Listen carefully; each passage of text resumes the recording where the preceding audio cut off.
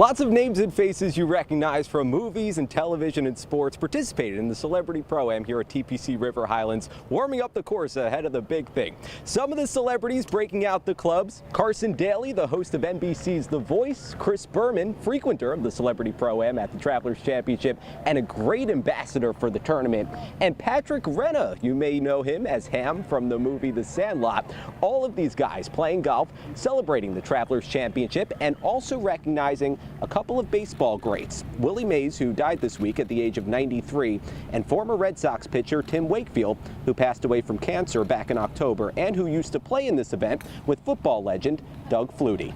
Tim introduced me to this tournament. He and Chris Berman, and Chris and I played a bunch of rounds together. Coming to this tournament is synonymous coming and seeing Tim and hanging out for the week. Willie Mays was the best. He was one of my heroes. He became a good friend of mine. Growing up in Connecticut at 7 years old, they were in the World Series, the Giants. I was second grade. I thought it was the right thing to wear the hat today because we're all sports fans, and actually we're all Americans. What made your friendship with Tim special? Tim would text, get everybody, hey, 8 o'clock dinner at this place. If you guys want, we're up the bar having drinks, come on down, blah, blah, blah. And he was that guy that brought everyone together all the time. Tim's wife Stacy also being remembered. She too passed away from cancer in February.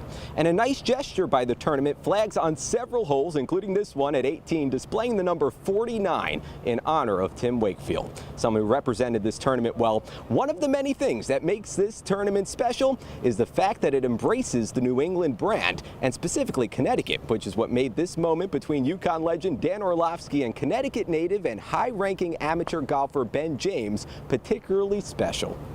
Where did you grow up playing? Great River. I was there yesterday. So, really? So I used to have a foundation. Okay. We used to hold our foundation event at Great River, and then I was there yesterday. I had a buddy of mine whose brother, their family's affiliated with like ALS. So they're doing the 100-hole challenge. That's right. Yep, that was there yesterday. So I went over and played a couple holes with them. That's great. Yeah. A cool, candid conversation. Ben James played over at Hampton Hall, and he's continuing his playing career at the University of Virginia. He played in the U.S. Open but didn't make the cut. He won't be participating in the Travelers Championship this week.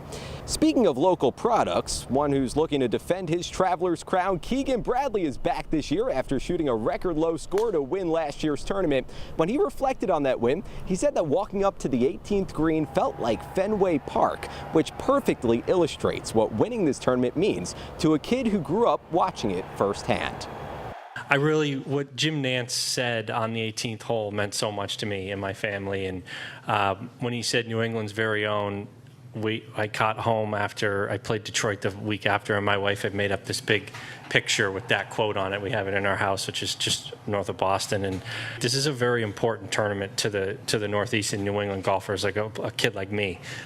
This is the only chance I would get to come up here and watch professional golfers play. So this is an important week for the game of golf in this area. Keegan Bradley shot a record .257 over the 4 days to win last year's Travelers Championship. There were record low scores across the board in last year's tournament. Rory McIlroy finished tied for 7th at 18 under par and has opted to step away from golf for a few weeks following his runner-up finish at the U.S. Open on Sunday, releasing a statement saying he intends to process everything and build himself back up for the Genesis Scottish Open in July. I've gone back and forth on text with Rory, and I think his statement said exactly what he's feeling, and sometimes you just need to focus on what you need, and that's what he's doing. We're gonna have a great Travelers Championship, and looking forward to getting Rory back in Scotland.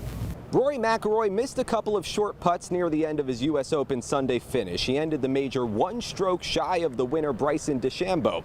Rory was critical of the ease of play at TPC River Highlands despite finding himself in contention during last year's Travelers Championship. He said that technology had passed this course by, rendering it obsolete. Well, McIlroy will return to golf in a few weeks. In the meantime, we have a star-studded field ready to take the course here at TPC River Highlands, and we'll have you covered throughout the 4 days of the Travelers Championship. In Cromwell, Jonah Karp, Fox 61, Connecticut's news station.